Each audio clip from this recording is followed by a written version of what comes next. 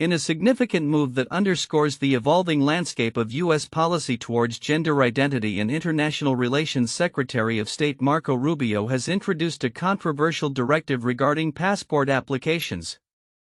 This policy, which aligns closely with the recently signed executive order from President Donald Trump, mandates the freezing of all passport applications that include the X-sex marker, reflecting a broader pivot in the administration's approach to issues surrounding gender identity. The directive, communicated in an internal email to State Department staff, states unequivocally that the policy of the United States is that an individual's sex is not changeable. This policy shift comes in the wake of Trump's executive order titled Defending Women from Gender Ideology Extremism and Restoring Biological Truth to the Federal Government, which stipulates that government-issued identification must reflect what it terms an individual's immutable biological classification as either male or female. The ramifications of this directive are significant, particularly for those who have utilized the X designation, which was introduced in 2022 to accommodate non-binary individuals. Current passport holders with the X designation will face uncertainties regarding renewals, as the State Department has indicated that further guidance on existing applications will follow. This policy is not only a reflection of internal U.S. governance but also part of a broader narrative in which gender identity has become a contentious battleground in political discourse. The directive has triggered a wave of criticism from LGBTQ+ advocates and civil rights organizations, who argue that it undermines the recognition and rights of non-binary individuals. This points to an increasingly polarized environment where policies affecting personal identity are being shaped by political ideologies rather than individual rights. As Rubio navigates the intricate challenges of his new role, he is also preparing for his first overseas trip as Secretary of State, which will take him to Panama, Guatemala, El Salvador, Costa Rica, and the Dominican Republic. This trip holds particular significance as it comes at a time of heightened tensions regarding U.S. relations with Latin America, especially as President Trump has publicly expressed a desire to reclaim control over the Panama Canal, a key transit point historically under Panamanian sovereignty. The president's comments have sparked backlash from Panamanian officials, who maintain that the canal remains under their control and that U.S. claims of Chinese influence over the canal operations are unfounded. Rubio has echoed concerns regarding the presence of Chinese state-owned enterprises in the region, suggesting that these companies could potentially leverage their operations for military purposes. He emphasized during his confirmation hearing that the terms under which the canal was turned over to Panama may have been violated, thus posing a direct threat to U.S. national security. In addition to addressing the canal's status, Rubio's trip will prioritize discussions on immigration, a pressing issue for both the U.S. and Central American nations. In a memo distributed on his first day, Rubio outlined a commitment to secure U.S. borders and address illegal migration, signaling a shift towards more stringent immigration policies under the current administration. This focus aligns with Trump's broader agenda to repatriate illegal immigrants and combat organized crime in the region. As Secretary Rubio embarks on this multifaceted journey, the implications of his directives on gender identification and immigration policy will likely reverberate through both domestic and international spheres. The upcoming weeks will be critical as these policies unfold, potentially setting the stage for significant diplomatic and social challenges ahead. The intersection of identity politics and international relations will continue to shape the narrative of this administration, drawing attention from advocates, policymakers, and the global community alike. In a tumultuous week for President Donald Trump's nominee for Defense Secretary Pete Hegseth, the Senate has advanced his nomination despite the resurfacing of serious allegations regarding his personal conduct. The decision came after Hegseth revealed that he had paid $50,000 to a woman who accused him of sexual assault in 2017, a disclosure made during the confirmation process that has sparked renewed scrutiny and debate among lawmakers. The written response to Massachusetts Senator Elizabeth Warren, which was obtained by the Associated Press, confirmed the settlement payment made to the woman who alleged Hegseth assaulted her at a Republican women's conference in Monterey, California.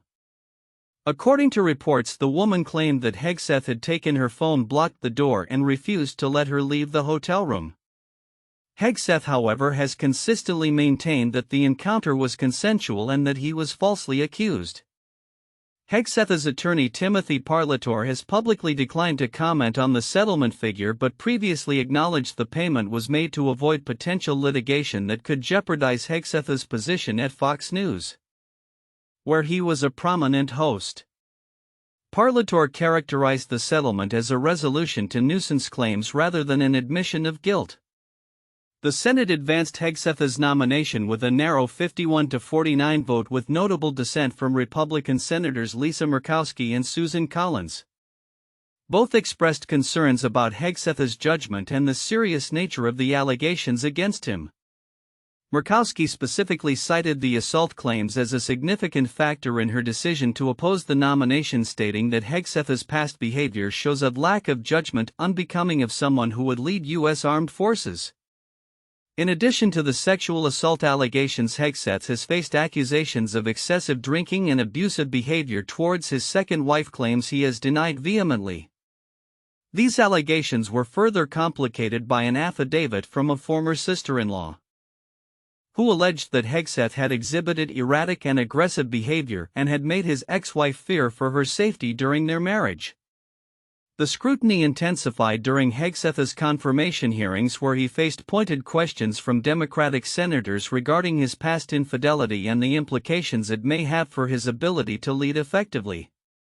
Senator Tammy Duckworth raised concerns that such allegations could make Hegseth vulnerable to blackmail from foreign adversaries, complicating relationships with allies. Hegseth's confirmed infidelities illustrate a troubling pattern of behavior that not only questions his judgment but also raises potential security risks for the nation, Duckworth said during an interview, emphasizing the need for a defense secretary to be above reproach. Despite the controversies, key Republican senators including Roger Wicker expressed their support for Hegseth, asserting that he is qualified for the role. Wicker, who serves as the chairman of the Armed Services Committee, indicated confidence that Hegseth would ultimately be confirmed. However, the close vote underscores potential vulnerabilities, as 4 Republican senators joining the Democrats could jeopardize his confirmation. As the Senate gears up for the final vote expected soon, the ramifications of Hegseth's nomination extend beyond the immediate political landscape. They reflect broader societal discussions about accountability, leadership, and the standards to which public figures are held. With the confirmation process serving as a backdrop for these contentious debates, Hegseth's future and how it may shape military and defense policy remains uncertain as the nation watches closely. In a significant political development, the Senate Finance Committee has scheduled a confirmation hearing for Robert F. Kennedy Jr. on January 29, 2025, as he seeks to become the next Secretary of Health and Human Services (HHS). Kennedy, a prominent figure known for his controversial views on vaccines and abortion, has sparked substantial debate among both Democrats and Republicans, making his nomination one of the most scrutinized in recent history. Kennedy's stance on vaccines, particularly his false claims linking them to autism, has drawn sharp criticism from across the political spectrum.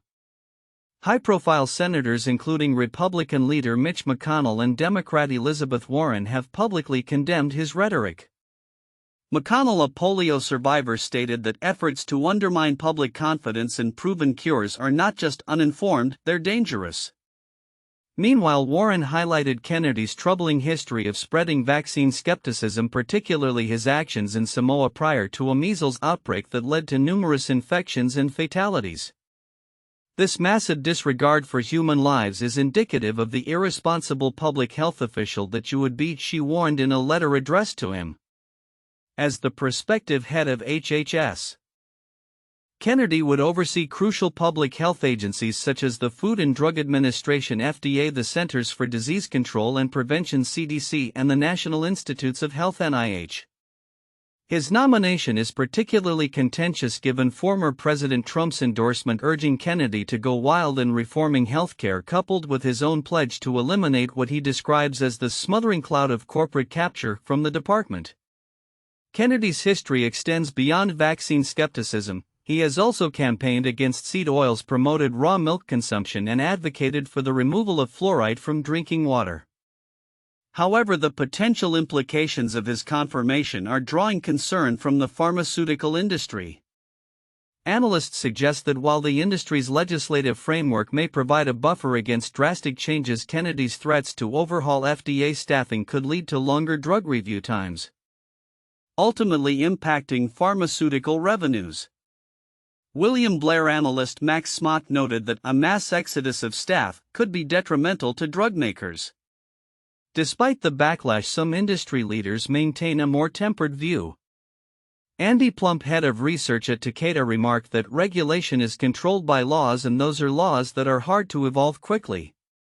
This sentiment reflects a belief that the structural integrity of the pharmaceutical regulatory system may withstand Kennedy's aggressive position. As Kennedy prepares for his January 29 testimony before the Senate Finance Committee, the outcome of this hearing could have lasting effects on public health policy and the pharmaceutical landscape in the United States. His nomination process not only underscores the deepening divisions within U.S. politics but also highlights the challenges facing the health sector in navigating a new administration. With confirmation still pending, the implications of Kennedy's policy should he take office remain a topic of intense scrutiny and debate. As the public and lawmakers alike keep a close watch, the coming weeks will likely reveal more about the future direction of health policy in America. In an era where political nominations often fuel intense scrutiny and partisan division, the nomination of Pam Bondi as Attorney General has provided a refreshing glimpse into the potential for bipartisan cooperation in criminal justice reform.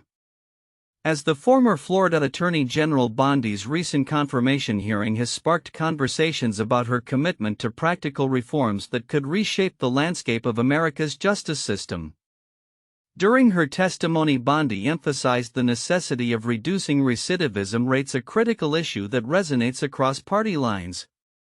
Making America safe again also requires reducing recidivism, she stated, underscoring her belief that effective re-entry programs are essential for both public safety and individual rehabilitation.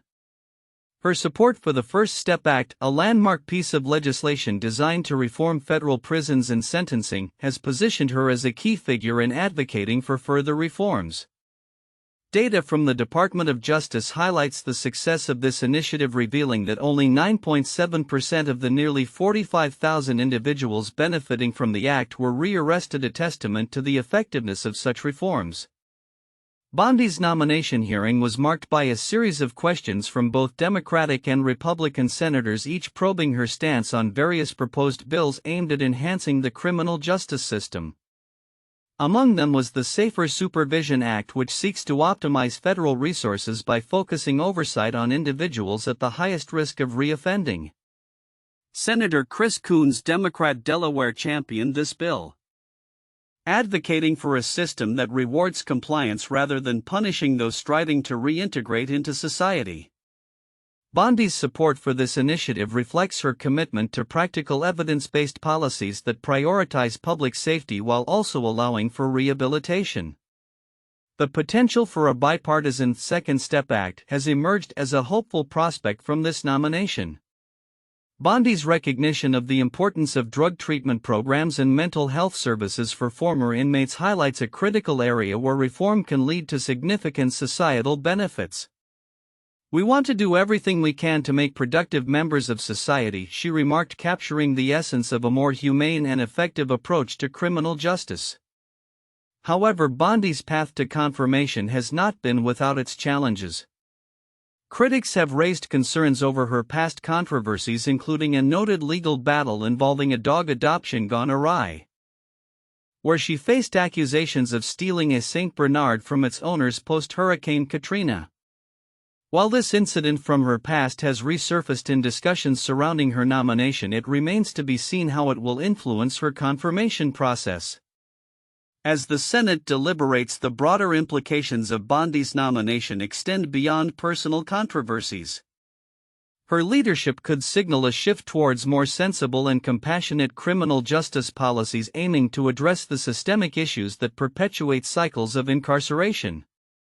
The potential for bipartisan collaboration on future reforms is a beacon of hope in a landscape often marred by division. Looking forward, the coming months will be crucial for Bondi as she navigates the confirmation process and begins to implement her vision for reform. Should she be confirmed, the focus will likely shift to how her policies can effectively reduce recidivism and support reintegration initiatives across the United States. The stakes are high, but the promise of a more unified approach to criminal justice reform could very well redefine the narrative in Washington. In a pivotal moment for the U.S. financial landscape, the Senate Finance Committee is poised to vote this weekend on the nomination of Scott Bessent as Treasury Secretary. This nomination comes at a time when the economic priorities of the Biden administration are being closely scrutinized, particularly given the recent calls for intervention in interest rate policies by none other than former President Donald Trump. Bessent's nomination has generated a mix of anticipation and support, particularly among those in the agricultural sector. The North Dakota farmland owner has assured the Senate that he intends to divest from his agricultural interests to eliminate any potential conflicts of interest. During his confirmation hearing, Bessent remarked, "I may be one of the few Treasury Secretary nominees in recent periods who occasionally listens to farm radio," a statement that resonated well with committee members and stakeholders in rural America.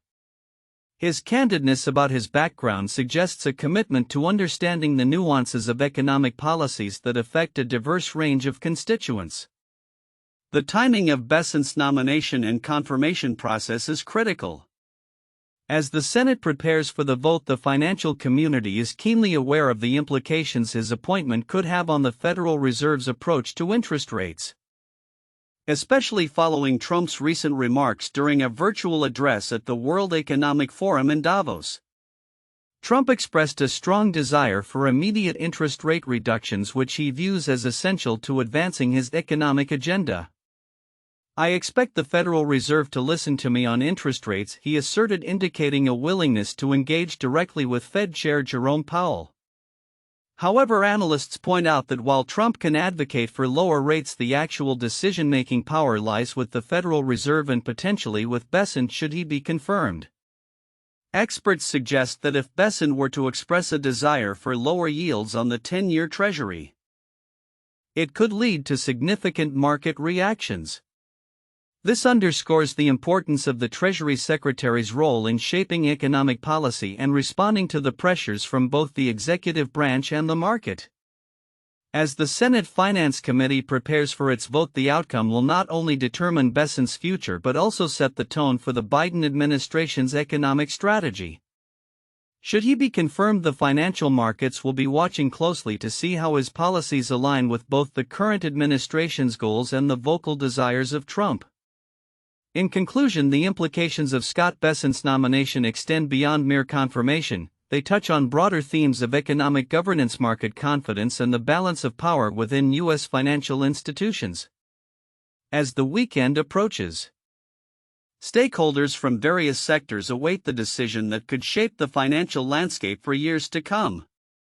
The intersection of politics and economics remains a dynamic space, and Bessent's potential appointment is poised to influence the trajectory of U.S. economic policy amid ongoing challenges. In a significant development within the financial sector, Howard Lutnick, the CEO of Cantor Fitzgerald LP and chairman of Newmark Group Incorporated, has settled a contentious lawsuit concerning a $50 million bonus linked to his tenure at Newmark. This settlement arrives just days before Lutnick is set to appear before the U.S. Senate for his confirmation hearing to take over as Secretary of Commerce, a position that would empower him to influence the administration's trade and tariff policies. The lawsuit, which was filed in Delaware, stemmed from allegations by disgruntled shareholders of Newmark. They contended that Lutnick's bonus was unwarranted, arguing that his efforts to leverage shares of the NASDAQ stock trading platform acquired by Newmark in 2017 did not meaningfully enhance the company's value. While the specific terms of the settlement have not been disclosed, it was confirmed by attorneys for the investors that an agreement had been reached, indicating that Lutnick and other Newmark directors were keen to resolve the issue amicably. Erica Chase, a spokesperson for Cantor Fitzgerald, noted that the firm would not comment on the settlement details, which primarily involved claims against Newmark's board rather than Cantor's. Meanwhile, Deb Bergman, a representative for Newmark, did not immediately respond to requests for comment regarding the resolution of the lawsuit. As Lutnick prepares for his upcoming confirmation hearing on January 29, the implications of the lawsuit and settlement could weigh heavily on his potential cabinet role. If confirmed, Lutnick would not only have broad authority over key economic policies but also navigate the complexities surrounding corporate governance and investor relations, especially as they pertain to executive compensation. Lutnick's involvement with Donald Trump during the presidential campaign, where he was a prominent supporter and co-chair of the transition team, adds another layer of scrutiny to his impending confirmation. His net worth, estimated at over $2 billion according to the Bloomberg Billionaires Index, underscores his significant influence in both the financial and real estate sectors, especially given that Newmark is one of the largest commercial real estate services firms globally. As part of the Commerce Department appointment, Lutnick has agreed to divest his interests in both Newmark and BGC Group Inc., alongside stepping down as CEO of Cantor and chairman of Newmark. This divestiture is viewed as a necessary measure to prevent conflicts of interest as he transitions into a role that will shape national economic agendas. The outcome of Lutnick's confirmation hearing and the strategic decisions he makes in the coming months will likely resonate throughout the financial and real estate markets. Investors and market observers are poised to monitor how his past controversies, including this recent lawsuit, will influence his policies and actions as a government official. The intersection of Lutnick's corporate experience with his new role in public service could herald changes in how trade and economic policy are approached within the current administration, setting the stage for a potentially transformative era in U.S. commerce.